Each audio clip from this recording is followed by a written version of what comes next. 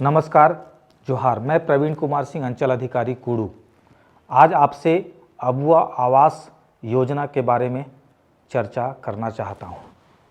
जैसा कि ज्ञात हो कि झारखंड सरकार ने राज्य के गृहविहीन और गरीब लोगों के लिए अबुआ आवास योजना पारित किया है। इस योजना के अंतर्गत प्रत्येक लाभुक को 2 लाख रुपए दिए जाने हैं, जिसमें 3 कमरे का और 1 रसोई घर का निर्माण करना है। अब आइए जानते हैं अबुआ आवास योजना के बारे में विस्तृत जानकारी।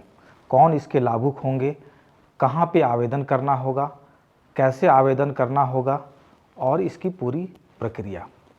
तो आपको बता दें कि अबुआ आवास योजना का लाभ लेने के लिए सबसे पहले आपको अपने मुखिया या पंचायत सचिव या ब्लॉक से एक 2 पन्ने का फॉर्म लेना होगा।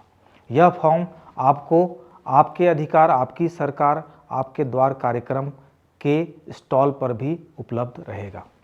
उस फॉर्म को पूरी तरह से भरकर आपको आपकी सरकार, आपके द्वार के स्टॉल पे जमा करना होगा।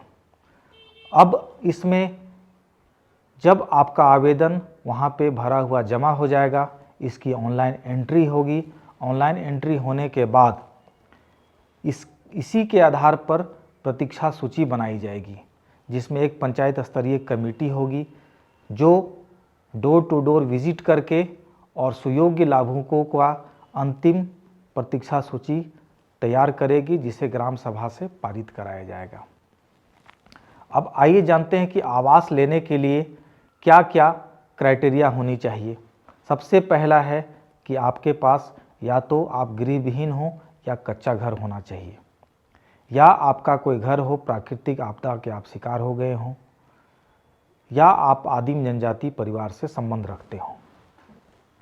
इसमें कुल 8 अंकों का एक लिस्ट बनाया जाएगा, जिसमें जिनके पास कच्चा घर है उसके लिए 2 अंक, आवास विहीन एवं निराश्रित लोगों के लिए 2 अंक, आदिम जनजाति के लिए 1 अंक, प्राकृतिक आपदा के शिकार व्यक्ति के लिए 1 अंक, और जिन्हें पूर्व में किसी भी प्रकार का आवास नहीं मिला हो, यानी 1 जनवरी 1990 के बाद, उनको भी 1 अंक दिए जाएंगे। और अगर कोई कानूनी रूप से बंधुआ मजदूर रिहा किए गए हों तो उनको 1 अंक। अब इसी में 8 अंक में 1 से लेकर 8 तक प्रायोरिटी बनाई जाएगी। सबसे पहले 8 अंक वालों को आवास मिलेगा, फिर 7 अंक, इस तरह से फिर अस्थायी प्रतीक्षा सूची बनेगी। इसमें से अगर 2 लोगों को समान अंक मिलते हैं, जिसकी संभावना बहुत ज़्यादा है, तो उनमें किनको प्राथमिकता दी जाएगी। पहला, जिस घर में कोई वयस्क सदस्य नहीं है, 1 नंबर की प्रायोरिटी उनको दी जाएगी। दूसरी प्रायोरिटी दी जाएगी जिस घर में कोई दिव्यांग सदस्य हो। तीसरी प्रायोरिटी जिस घर की प्रधान महिला हो, उनको प्रायोरिटी दी जाएगी, यानी कोई वयस्क पुरुष सदस्य नहीं हो। अब हम जानते हैं कि इसमें एक्सक्लूजन क्राइटेरिया क्या है, किनको यह अबुआ आवास नहीं मिलेगा। सबसे पहली बात, जिनके पास पक्का मकान है। दूसरा, 1 जनवरी 1990 के बाद जिनको किसी भी तरह का आवास मिल चुका हो, या प्रधानमंत्री आवास हो, अंबेडकर आवास हो, मछुआरा आवास हो, किसी भी तरह का आवास। जिनके पास 4 पहिया वाहन हो, मछली पकड़ने वाली नाव हो, 3 या 4 पहिया के यंत्रीकृत कृषि उपकरण हो, सरकारी या अर्ध सरकारी नौकरी में हो या सेवानिवृत्ति में हो, जनप्रतिनिधि और जो इनकम टैक्स या कोई प्रोफेशनल टैक्स पे करते हों, जिनके पास 2.5 एकड़ से या उससे अधिक सिंचित वाला जमीन हो और सिंचाई उपकरण भी हो, या जिनके पास सीधा सीधी 5 एकड़ से ऊपर की सिंचित भूमि हो, उन्हें एक्सक्लूजन क्राइटेरिया में रखा गया है, उन्हें यह आवास नहीं दिया जा सकता है।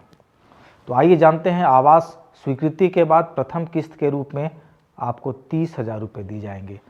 कुल 4 किस्तों में आवास की राशि का भुगतान किया जाना है।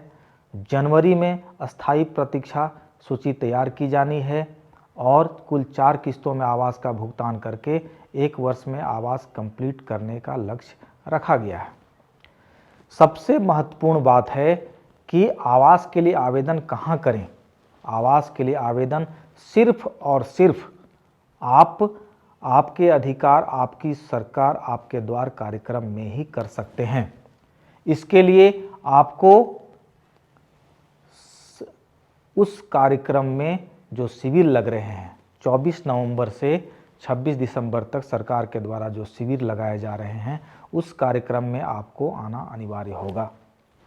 दूसरी बात है कि आवेदन आप उसी कैटेगरी में करें, चूँकि आवास की कैटेगरी बांटी हुई है, एसटी को कितना, एससी को कितना, ओबीसी को, माइनॉरिटी को कितना, जनरल को कितना, तो आपको आवेदन उसी कैटेगरी में करना है। आप माइनॉरिटी के हैं तो माइनॉरिटी कैटेगरी में लिख करके करेंगे, आप जनरल हैं तो जनरल कैटेगरी में करेंगे।